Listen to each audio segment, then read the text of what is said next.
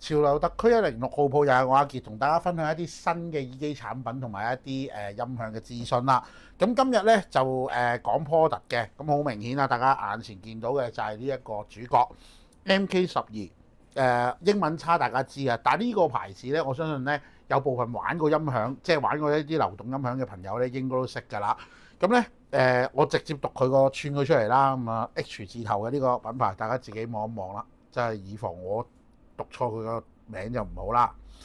咁啊點解我話大家有啲人應該會熟悉佢嘅？因為以前曾經有一部 Player 咧，都我夠膽講都曾經 hit 過嘅。嗰部應該係叫做 AP80 Pro，咁啊細部啲嘅，咁啊一部好細部嘅機啦。咁後期咧亦都出咗一個後置嘅一個 M Part 咁樣啦，即係一個 DAC M 咁樣嘅玩法。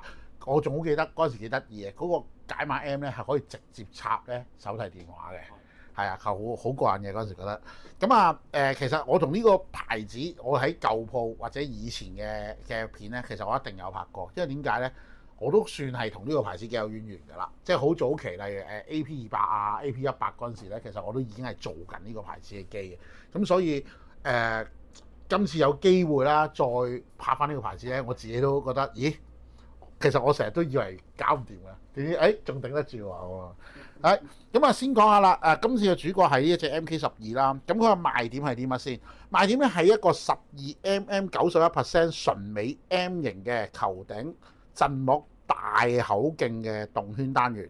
即係簡單嚟講，直接啲講就係一個大動圈，仲要係純美，唔係鍍。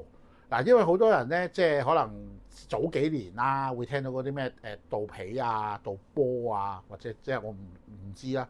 鍍尾啊，咁都係鍍嘅。咁佢個純度好高嘅尾，即係同一金屬做嘅動圈咧，其實市場上一早就有生產㗎啦。咁而終於咧就落到呢個入耳式嘅世界，大家都可以去感受一下咁樣。咁咧而外磁設計方面咧係用咗 1.5T 嘅，咁啊即係話咧其實有咩優勢咧？係加強佢易推程度，即係話你就算唔用好大力嘅胚牙，即係或者耳擴，可能你直插手機，可能都會出到一個唔錯嘅水平。咁放心，咁你都會見到啦。個盒呢隻咧就好似紙紙你色咁啦。咁佢實際咧個產品個樣咧就咁樣嘅。點解我要喐幾喐咧？咁其實佢喺唔同角度咧係會有少少唔同嘅色嘅嚇，即係好似啡啡地，又好似紫紫地咁嘅一種感覺，有啲似另新版嘅幻彩玫瑰金或者紫咁。咁呢個其實咧都提一提喎，呢個色咧係一個限量499對嘅限量版，咁係一個10週年版嚟嘅。咁佢入邊會多一個扣啦，同埋咧呢一隻耳機會跟晒3.5同4.4嘅線俾你嘅。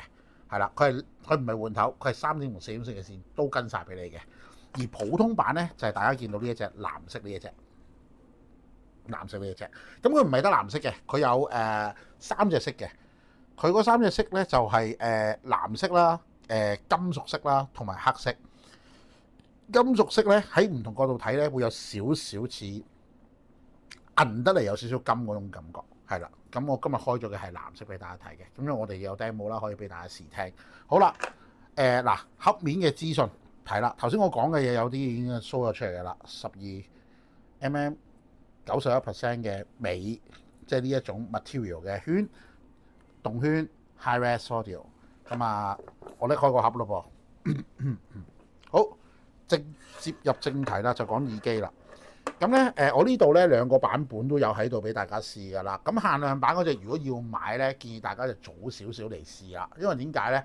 佢本身係限量產品嚟嘅，而且呢個限量咧個數量真係比較少。咁啊，基本上香港我諗翻應該就唔會超過20至30隻嘅，我估計係啦。因為我睇過個貨存就唔算多啊，即係我講緊唔係我間鋪啊，係個代理啊。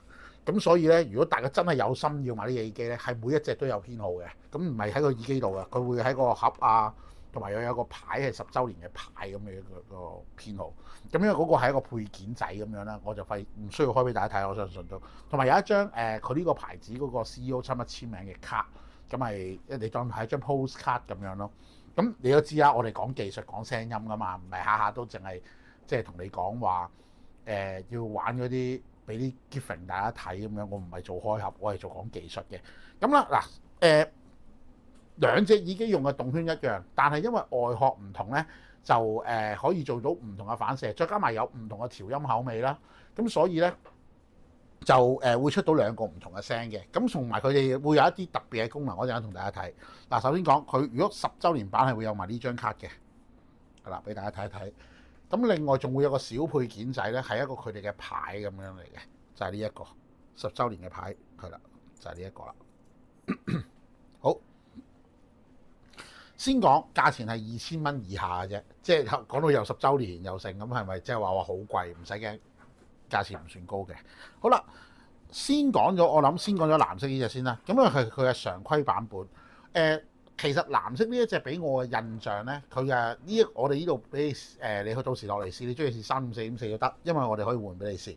咁但係如果你問我嘅話咧，我會覺得佢個整體俾我嘅感覺印象咧，就係一隻好想同你講中性平和啲嘅個聲音風格，即係佢唔係太刺激嘅，比較偏重咧你唔中意太冷聲啊，唔中意太虛啊。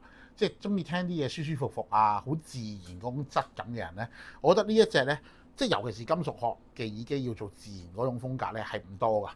咁其實佢係屬於自然嘅，但係低音亦都唔算話有低音嘅一定，但係就唔會話係好揼心口啊，個量好勁嗰一種咯。咁我覺得佢賣緊嘅就可能係一個對極少少嘅調音，就可能話而家市場大部分嘅耳機調音都比較刺激啲。咁佢就可能想玩一個平庸啲嘅玩法，即係我樣樣都得得地，即係我聽好雜食嘅，我聽乜嘢曲風乜嘢類種，我都可以drive 得唔錯得嚟，我就相對地講就唔會太刺激，咁令大家咧就可以有一種比較襟聽啲嘅嗰種質感啊。咁呢個係我對藍色呢嘢嘅評價。咁因為本身我有諗過，喂兩個版本係唔同聲嘅，係咪應該要分開嚟講咧？咁但係我覺得咁樣又好似特登你哋一集咁，咁我冇意義啦。咁所以咧就。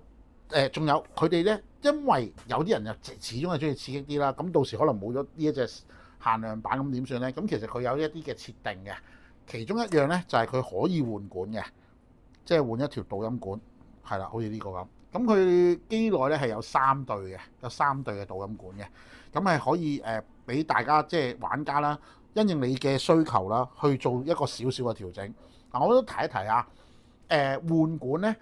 因為我睇過佢啲管㗎啦，佢嘅管咧係利用例如闊窄嘅窿啦，個密度啦，即係嗰個濾網嘅密度啦，同埋個長短啦去做調音㗎。咁所以咧佢嘅效果係有得嚟咧，就唔會話太壓突。即係有陣時有啲調音管好勁，咁但係你一落咗咧，即係例如普遍嚟講啦，我成日都講有啲客成日都會問我個問題就話可能個耳家入邊有啲金屬喎，好唔好？我唔會話好定唔好，只有啱唔啱聽啫。但係咧，我可以答你一樣嘢。大部分情況下咧係會生鏽嘅，或者會綠化。咁如果你覺得唔中意個樣唔好嘅，咁我建議大家買嗰類型產品嘅時候咧，就自己諗清楚。咁但係呢個唔同，呢個咧就基本上係預你用嚟咧係真係以調音為作用嘅。咁第二啦就係條線啦，條線咧其實佢係一個0.78針嘅線嚟嘅嚇，0.78針嘅雙針線嚟嘅呢個。嘿，係啦，0.78針雙針線，典型嘅平插頭雙針。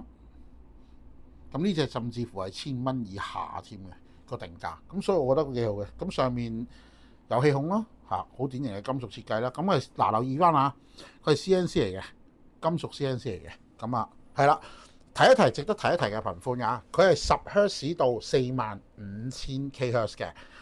咁所以係唔錯噶，即係整體嚟講玩全面性嗰種質感嘅。好咯喎，咁到頭先大家見到個盒噶嘛，呢隻就係個特別版。特別版俾我印象咧，最初我喺度諗，哇個樣都差唔多樣嘅喎，純粹係隻色變咗令身紫色，係咪唔同？即係咪喂換個樣又話10週年噶嘛？喺個盒加少少 gift，唔係喎，聽落個聲咧係有分別嘅。我會咁樣講啦，我會話呢一種調音咧係相對入時啲嘅一種調音，即係咩意思咧？就比較近代啲嘅風格嘅，質素上明顯嘅，即係你會聽到例如個線條表達啊、長感嘅自然度啊，各方面嘅表現咧，縱使就算我係呢一隻嘅4.4對呢一隻嘅3.5咧，我聽落去個質感我都會覺得，咦？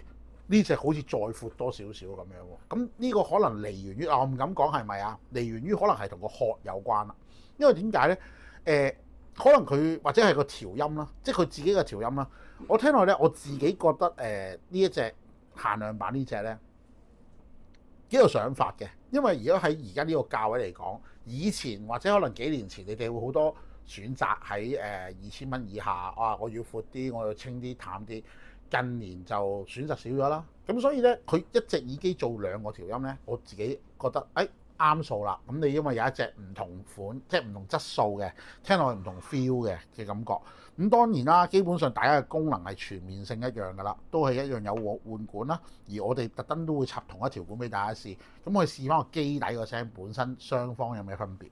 第二啦，條線方面咧，就佢會兩條跟晒俾你嘅，3.5、4.4跟晒俾你。而呢個咧就係你只能夠揀，即係例如話我要4.4或者要3.5，係啦。咁我自己評價係咁啦。咁大家應該喺頭先頭段嘅時間都會聽到咧，我哋有個嘉賓嘅。咁我今日咧請我哋嘅嘉賓阿 Raymond Tam 出嚟咧，就同我哋講一講你點樣睇呢兩隻耳機咧？做乜口窒嘅？好冇？我係諗你似擺上台啊嘛。我自己覺得咧，藍色呢隻咧，相對嚟講我有少少執口水味嘅。其實我覺得呢隻咧，相對嚟講就樣嘢咧就雜食啲、平均啲嘅。咁呢一隻咧，相對嚟講個性會強烈啲。我會覺得佢聽女聲或者弦樂咧會再出色啲嘅。係。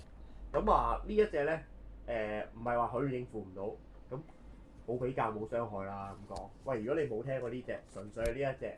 你會覺得女聲弦樂啊，或者甚至乎，我覺得男聲咧，呢隻比呢隻嚟講咧，如果男聲啊，呢隻 handle 都會好少少，因為相對嚟講，我會覺得啊，佢會口聲翻少少嘅。